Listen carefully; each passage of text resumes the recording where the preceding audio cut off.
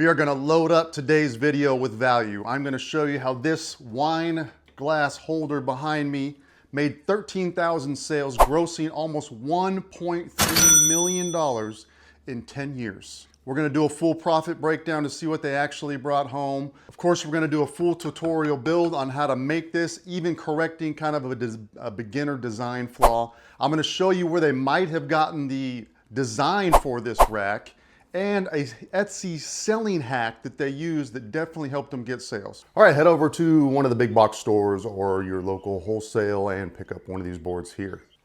I'm gonna be using some edge glued panel that I typically use, but I will put the cut list on the screen.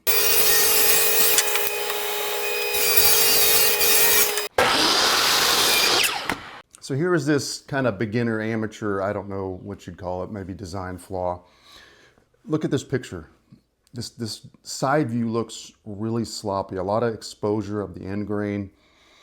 And I see why they did it, but even then they could have mitered that corner, right? And so they're doing something like this. And then they're putting the other stack underneath and the other one underneath. It'd be nice to cover up the end grain, you do this, right? But then you have this exposed piece still right here, and that kind of looks weird. So I'm gonna do something different. This is kind of a rough sketch, but I'm gonna kind of do something like this. I'm gonna use my jigsaw, and I'm gonna cut it down here, miter this end with the other piece. It's gonna sit like that, so it covers all that end grain up, and hopefully comes out looking a lot better. So let's see how that goes. All right, for that 2-inch piece, it's gonna be kind of the front rail. I cut that at a 45, and then I took this side piece, I cut that at a 45. So that's where the miter is gonna go. I'm gonna make a line right there and a line right here.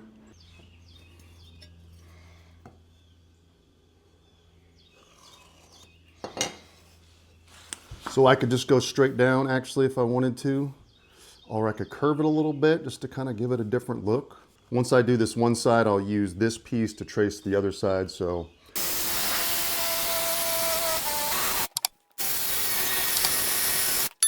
all right, let's see how that lines up.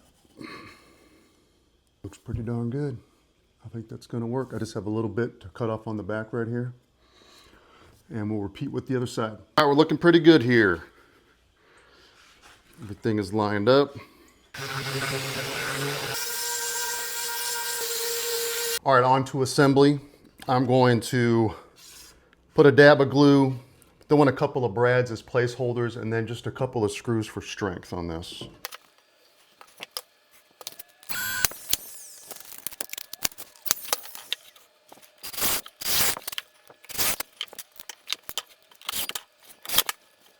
I'm just gonna glue and brad the side, the front, and the other side on.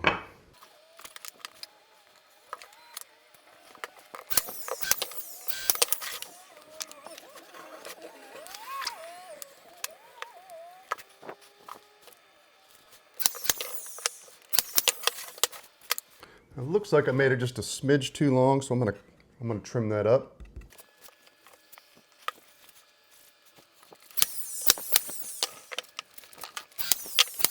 All right, I got a little gap in this one right here. I'm gonna put some wood putty in there. All right, so I have a 8-inch by 1.5-inch piece here. This is gonna be the beginning of the stemware holder to fix that design flaw, we'll just call it. Now the only problem is, how do I attach this piece, right? Probably best and easiest is just to glue it, clamp it, and let it sit until it's ready. That's the best way. If you had a brad nailer with 2-inch nails, you could do that too. But we're gonna glue it, clamp it, let it sit. All right, change of plans. Look, I actually have 2-inch brad nails, so I'm gonna use that. So let's take a look at the side there. As my grandfather had repeatedly said to me, there's more than one way to skin a cat, meaning there's more than one way to do this. Maybe there is a better way. If there is, let me know in the comments what you might do, but we're gonna go and finish this project up and see how it looks. All right, I cut a bunch of 3/4-inch pieces. We will cut them to 8-inch lengths, and then they will go staggered here. All right, one little point of difficulty I wanted to share with you as you see all these crazy marks. I'm trying to line up these and space them out These are going to be the basis for the stemware, and then the other part's going to sit there. This will be longer though. So that each one's even. I'm having a hard time. I'm going through different measurements where I'm making it 3 inches or 3 1/4 in between the gaps. What you might actually want to do is have that measured out first and then change when you're building it. Say I'm going to have these spaces be 3 inches and then plan the complete length of this accordingly. So change it. So it may not be exactly 30 inches, which is what I'm doing on this one. Maybe it's going to be 31, maybe it's going to be 29, whatever you need to do, so that these can be easily spaced out. Because with a glass, I would say 3 inches is probably where you want to be, maybe 3 1/4. It gives it some wiggle room for glasses with larger bases. But when I measured out that, I've got a large gap in the middle, and it looks silly. So I would just plan the length of this accordingly if you're going to make it for yourself, so that it all evens out, if that makes sense. All right, looks like 2 7/8 is gonna be our number to get it as close to possible, to get it as close as possible to being even with all these different stemware holders. So I'm gonna put those in, a little bit of glue, brad nail it in, and then we're gonna get it stained, and then we'll put the other covers on because it would be so hard to get into these grooves here if we put the last piece on. So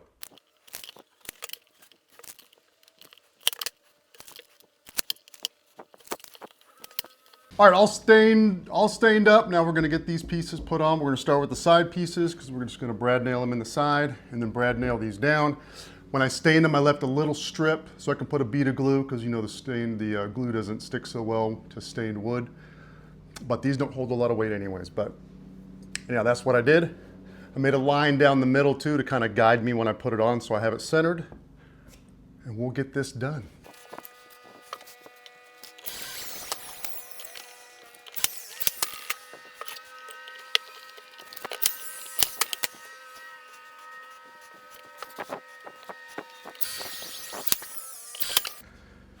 There we go. Now they didn't, I don't think I saw anything on how they hung it. They probably just did screws through the back. But that doesn't look good. Unless we do it with a Forstner bit and then we can put a button in there to cover up that hole, which is how I'm gonna go ahead and hang it. All right, here's the Forstner bit I'll be using. And there's a button. I actually only have one left. There's buttons. And then there's plugs. Plugs are really hard to get out because they're going to be flush. Buttons are going to stick out. That's why they're called buttons. And then you can pop it out with a screwdriver. So I recommend using these. Actually, I only have one left, so anyhow, you'll see.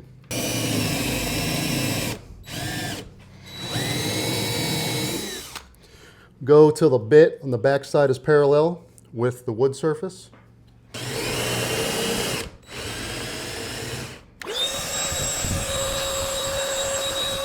Love this thing. Takes the batteries, freaking so convenient. Now normally I would use some kind of wall anchor for this, but just for brevity's sake, I'm just going to put it into the drywall and it should hold at least enough to get the camera work done. So here's the button, right? It's going to go in, and if I hammer it in, it's actually going to be flush. And it would be incredibly difficult to get that back out if you ever wanted to move the shelf. So I recommend the buttons because the button, you know, sticks out like that. And then it's not even knocked in all the way, but you could pry it out with a screwdriver and then have access to the screw to pop it out and move the shelf if you needed to. All right, but that's it right there. It went a lot longer than I thought it was, but you know, I needed to fix this. I'll show another comparison video or picture from what the original build looked like because I just thought it looked really sloppy. And again, there's more than one way to do this. This is just the way I decided to do it. It is a pain doing the jigsaw because it does have a lot of tear out, but maybe if I just did a straight line. But I think the curve looks, you know, looks rustic, I guess you'd say. So there is 5 listings for this wine shelf from this one seller. One having almost 6,700 sales, one having almost 3,700 sales. almost 1,800 sales, one having 751 sales, and the last one 142 sales. This is the Etsy selling hack that I was referring to in the beginning of the video. You have 5 separate listings, all for the same item. Now, how does this work and why does it work? The vast majority of people will never get off the first search results page of Etsy. I think the number's around 80%, but don't quote me on that. It's the majority. Same thing with like Google search results. The vast majority of people will never go beyond the first page of search results for whatever they're searching for.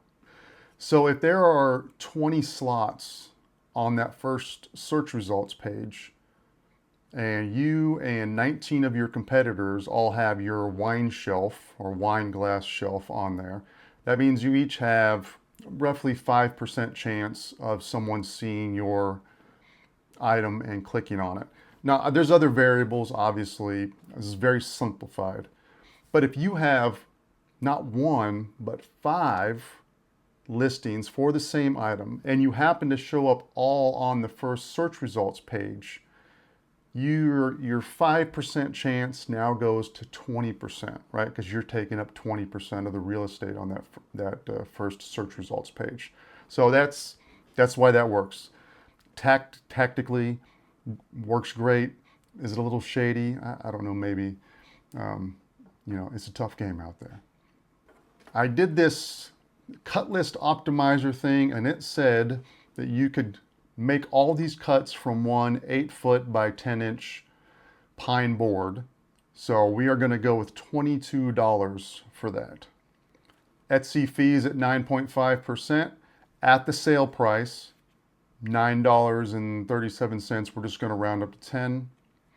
Shipping for the box and the actual shipping, we're going to do it $25. And then $5 for odds and ends, stain, packing material, brad nails, all that kind of low-level or low-key stuff. And that brings us to a total expenditure per item of $67. Now this listing sells the wine shelf, it sells a plain shelf, or you can buy the set together, or you can buy 2 shelves of the regular and 1 of the wine shelf. I'm just gonna do it, and of course they go all the way up to 60 inches long. I'm just gonna do the 30-inch. So these numbers are gonna be pretty messy. They're probably very conservative though, because no doubt people were buying the sets. No doubt people were buying ones that were longer than 30. So this is a very conservative estimate. At the sale price of $98.70, making $31.70 profit per, that comes out to $412,000 and change over the 10 years off this product. At the non-sale price of $141, that comes out to $924,000, almost $1 million. Pretty good. By the way, I apologize if it looks like I'm fiddling with my mouth. I got a couple of those damn lie bumps. The things hurt like hell. They're incredibly bothersome. I apologize. So if you're like, what is he doing? It looks weird. Anyhow. All right. Where did this buyer get this design from? Did they come up with it on their own? Now I've highlighted this, sorry, did I say buyer? I meant seller. I've highlighted this seller before on another item that they had that made an incredible amount of sales. And they had actually got it from this lady called Anna White, who I think she's still around. Way back in the day, she used to put out all these free woodworking plans. And a lot of people have taken them and used those designs to sell things on Etsy. So I didn't search far and wide on Anna's site to see if this one was there as well, but I did find it on Wayfair. I couldn't find when it first started selling, but there were several sellers on Wayfair. I found it on Walmart. It was on Amazon as well. It seems to be all over the place, so I'm guessing it's a design that's just kind of been out there. Wayfair's been around for a while. There was plenty of other places. It becomes kind of a circle fest, if you will, of designs being copied off designs from this place and that place. So who knows? And of course, there are several people on Etsy also selling this, and they all seem to be getting sales. So I even thought about, with my redesign of the sides, maybe I'd list it as an experiment and see if I get sales. So I don't know, I might do that. And then of course I would share them with you. So YouTube thinks if you like this video, you should check out this video or on that side, wherever it's at. Thank you for watching. Please like and subscribe, and we will see you on the next video.